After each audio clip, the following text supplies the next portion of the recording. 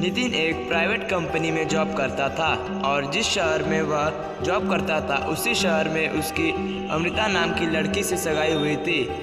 नितिन अमृता के घर से थोड़ी दूरी पर अकेला एक किराए के रूम पर रहता था। सब कुछ सही चल रहा था। उन दोनों के घर वाले उनकी शादी जल्द से जल्द करवाने वाले थे। उसी दौरान पूरे विश्व को अपनी चपेट में लेने वाली कोरोना की महामारी के चलते भारत सरकार ने लॉकडाउन का ऐलान कर दिया और लॉकडाउन के चलते ही नितिन की जो कंपनी थी वह बंद हो चुकी थी और वह अपने घर भी नहीं जा सकता था क्योंकि पब्लिक ट्रांसपोर्ट सेवा बंद थी। और उसको दूसरी दिक्कत यह हुई कि जिस जगह से उसका टिफ़िन आ रहा था वहाँ से उसका टिफ़िन भी आना बंद हो गया था। अमृता के घर में 5 लोग थे, 2 बहन और उसका एक भाई और उसके मम्मी पापा। अमृता के पापा ने नितिन को बोला, बेटा अगर तुम्हें खाने को दिक्कत हो रही है तो तुम दोपहर और रात को हमारे यहाँ आ सकते हो। नितिन अब रोज़ दोपहर और रात को अमृता के यहाँ खाना खाने आया करता था। उसी दौरान अमृता की छोटी बहन स्वाति को अपने होने वाले जीजा से प्यार हो गया और उसने अपने जीजू को बोल दिया कि मैं आपको पसंद करती हूँ। स्वाति अमृता से काफ़ी ज़्यादा सुंदर दिखती थी। नितिन की भी नज़र स्वाति पर कब से थी, लेकिन उसे डर था कहीं कोई गड़बड़ ना हो जाए, इसलिए उसने कभी उसको बताया नहीं। नितिन ने स्वाति को बताया कि तुम्हारी बहन से ज़्यादा मैं तुमको पसंद करता हूँ, तुम मुझे पूजा से ज़्यादा अच्छी लगती हो, क्या वह उसके साथ शादी करेगी? नितिन ने उसको कहा कि जैसे ही लॉकडाउन खत्म होगा उसकी बहन को छोड़कर उसके साथ शादी कर लेगा और वह कहीं दूर चले जाएंगे। अमृता के घर में किसी को कुछ भी मालूम नहीं था कि उन दोनों के बीच में क्या चल रहा है। नितिन और स्वाति चुप चुप के मिला करते थे और कुछ समय ऐसे भी बीत गया। लॉकडाउन में अब सरकार ने काफ़ी छूट दे दी थी। नितिन ने अमृता को बताया कि मैं अपने घर जाना चाहता हूँ, कुछ समय बाद मैं वापस आ जाऊँगा। नितिन अपने घर जा चुका था और जाने से पहले उसने स्वाति को बताया था कि जैसे ही वह फ़ोन करेगा कुछ ज़रूरी कागज़ लेकर उसकी बताई गई जगह पर पहुंच जाना।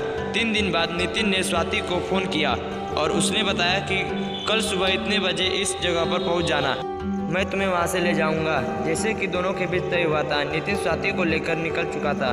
स्वाति को ज़रा से भी अंदाज़ा नहीं था कि वह क्या कर रही है। अपनी बड़ी बहन को और अपने घर वालों को धोखे में रखकर वो एक बहुत बड़ा गुनाह करने जा रही है। नितिन के प्यार में वो इस तरह पागल थी कि उसने किसी के भी बारे में कुछ भी नहीं सोचा और वह उसके साथ चली गई।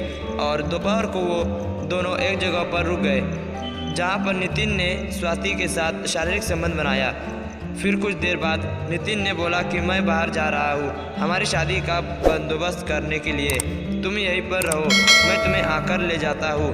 3 घंटे बाद नितिन शराब पीकर वापस आया और उसने फिर से स्वाति के साथ शारीरिक संबंध बनाया और उसके बाद उसने स्वाति को बताया कि हम दोनों शादी नहीं कर सकते क्योंकि तुम्हारी उम्र अभी 16 साल है। स्वाति ने उसे कहा कि तुम्हें तो पहले से मालूम था कि मेरी उम्र 16 साल है, तो तुम्हें पहले क्यों नहीं बताया कि हमारी शादी नहीं हो सकती?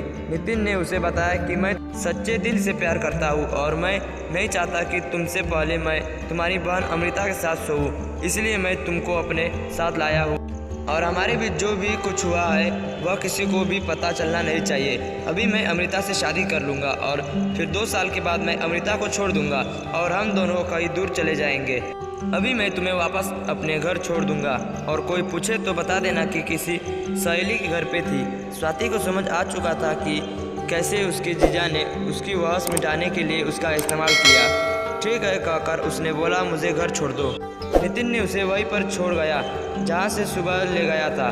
घर पर सब उसे ढूंढ रहे थे। ऐसे में स्वाति अपने घर पहुंची। उसके पापा ने उससे पूछा, सुबह से कहाँ थी, कहाँ गई थी, क्या कर रही थी और किसके साथ थी? हम लोग सुबह से कितने परेशान हैं, तुम्हें ज़रा सी भी अंदाज़ा है कुछ?